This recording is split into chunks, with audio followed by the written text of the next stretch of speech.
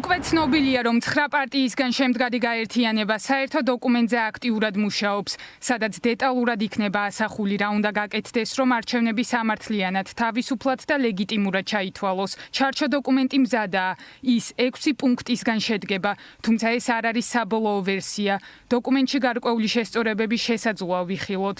როდის გასაჯაროვდება დოკუმენტი უცნობია, თუმცა ოპოზიცია ადასტურებს, რომ არჩევნებში შესვლის წინაპირობებს შორის საარჩევნო ადმინისტრაციის ხელახლა დაკომპლექტება და ემიგრანტებისთვის ხმის მიცემის უფლების დაბრუნებაა. ბევრი შენიშვნა მივიღეთ და ბევრი იკამათეთ და მე მგონია რომ ეს სწორია, მაგრამ ყველამ უნდა ვიცოდეთ, საქართველოში სამართლიანი არჩევნების ჩატარება შესაძლებელია. ამისი ნება უნდა არსებობდეს და თუ ამისი ნება არ აქვს ვინმეს ხელისუფლებას ამ შემთხვევაში და ნამდვილად არ აქვს, ის უნდა ვაიძულოთ, რომ ასეთი ნება ჰქონდეს, დანიშნოს არჩევნები და ჩაატაროს კლავი მეორე სამართლიანი არჩევნები. ყველაფერი დანარჩენი, რომელიც არ პასუხობს ელემენტარულ სტანდარტებს სამართლიანობის, არჩევნებად ვერ ჩაითვლება, რაც არ უნდა ერქვა. ალიანსის ფარგლებში მომზადდა დოკუმენტი, რომელიც მიგვაჩნია, რომ ეს არის ის მოთხოვნები, რომლის შემდეგაც ნორმალურთან მიახლოებული არჩევნები იქნება საქართველოში. 6 ძირითადი პუნქტისგან შედგება, რა თქმა უნდა, მათ შორის არის CSKOS დაკომპლექტება, რა თქმა უნდა, არის ემიგრანტებისთვის ხმის მიცემის დაბრუნება და ასე შემდეგ. მანამდე ვიდრე დოკუმენტი გამოქვეყნდება, კოალიცია ცვლილებისთვის ლიდერი ნიკა გვარამია სხვა პოლიტიკურ აქტორებს არჩევნების თემებზე, მკაფიო პოზიციონირებისკენ მოუწოდებს და სთხოვს ყველას, დროულად ჩამოაყალიბონ, რას უწოდებენ არჩევნებს. სთხოვ ყველას, თუ ვინმე სიტყვა მოწოდება არ მოწონს. ჩაერთოს საერთო პოზიციის ჩამოყალიბებაში, ეს არ არის მხოლოდ ალიანსი, ეს ყველა საერთო პოზიცია უნდა იყოს, რას ვეძახით არჩევნებს და რას არ ვეძახით არჩევნებს. ოპოზიციის ალიანსის საარჩევნო თემატიკაზე მომუშავე სპეციალისტებს დღეს რამდენიმე საათის განმავლობაში ხვდებოდა.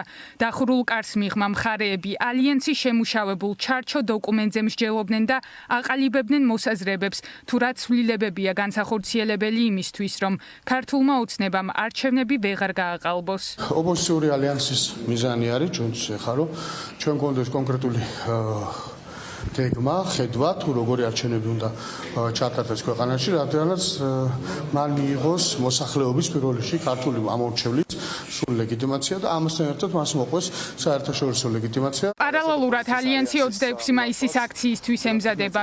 დღეს ცნობილი გახდა, რომ ოპოზიციური პარტიები ამ დღეს ერთობლივი განცხადების გაკეთებას გეგმავენ.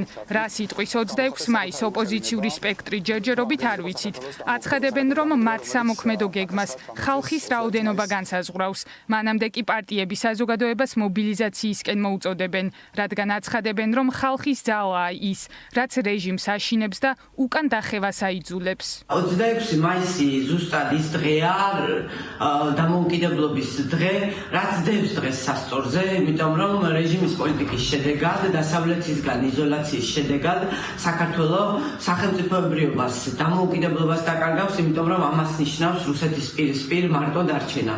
ამიტომ ვიკრიბებით 26-ში იმისთვის, რომ ძალა ვაჩვენოთ რეჟიმს, რომელიც იბზარება და კიდევ ახალი ეტაპი დავიწყოთ ბრძოლის. ჩვენ არ შევეგუებით თავისუფლების და სუვერენიტეტის დაკარგვას.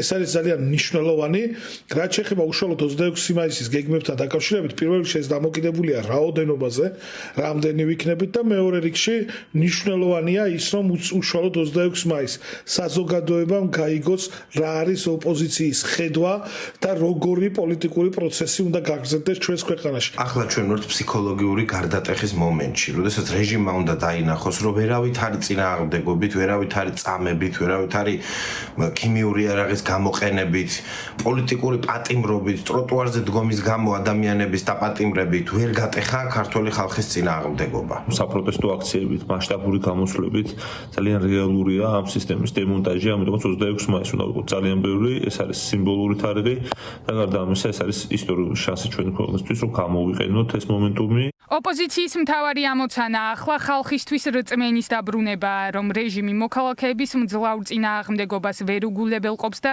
იძულებული გახდება მოთხოვნები დააკმაყოფილოს.